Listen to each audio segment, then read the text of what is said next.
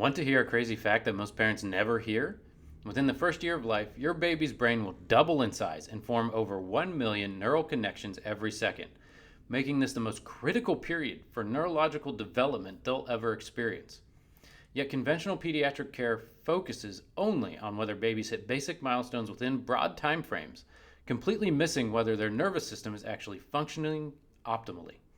Milestones are important, but let's start looking at them from a different perspective. Because we're going to reveal why hitting milestones on time isn't enough, and how the perfect storm of early stressors can create lasting neurological patterns that conventional medicine completely overlooks. You'll discover the hidden significance of your baby's early milestones and how to recognize when your baby's nervous system needs support during this critical window. Are you ready to get a little nerdy? According to Harvard Center on the Developing Child, the first year of life represents when neuroplasticity is at its peak, one of the most rapid periods of brain development in the human lifespan. During this time, your baby's brain undergoes extraordinary neuroplasticity with peak synapse formation, creating the fundamental architecture that will influence every aspect of their health for the rest of their life. Yet here's what's happening in pediatric offices across the country. Parents express concerns about feeding difficulties, sleep issues, excessive crying, or developmental quirks, only to be told these are normal variations or advised to wait and see. If their child outgrows them, this approach completely misses the critical window when neuroplasticity is at its peak and gentle interventions can have the most impact.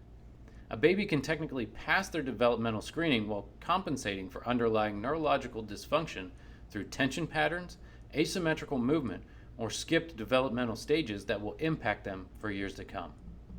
Your baby's ability to breastfeed effectively is actually their first major neurological test, requiring coordination of multiple cranial nerves, upper neurospinal alignment, and precise timing between the nervous system and neuromuscular coordination. When we see feeding difficulties like shallow latch, frequent popping off, gasping during feeds, or a baby who becomes excessively exhausted while eating, these are often early signs that the nervous system needs support. Head control development between 8 to 12 weeks indicates proper cervical spine and deep neck muscle development, while challenges like persistent head turning to one side or difficulty with tummy time can signal early neurological dysfunction.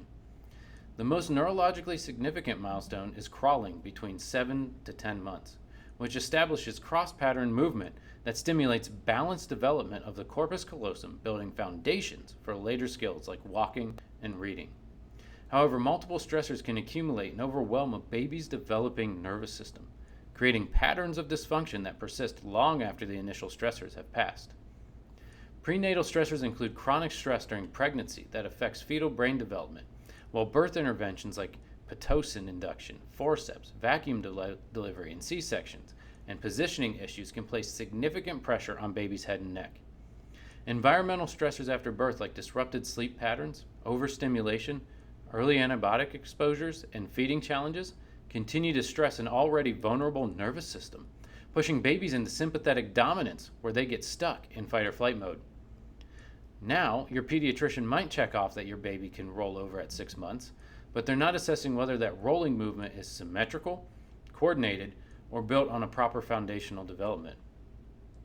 Conventional pediatric care consistently overlooks the assessment of subluxation and dysautonomia, the neurological interference and imbalance that can develop from the perfect storm of stressors.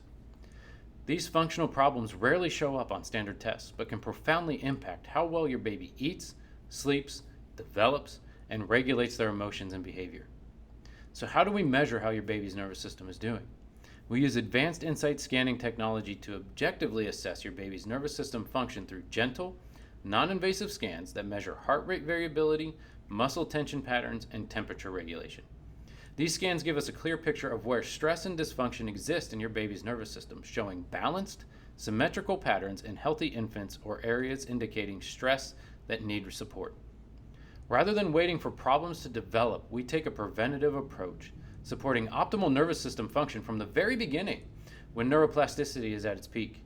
So if you sense in your mom and dad gut that something isn't quite right with feeding, sleeping, or development, and you want to ensure as a parent that your child has the strongest possible neurological foundation from the very beginning, click the link in our bio to learn more about neurological development.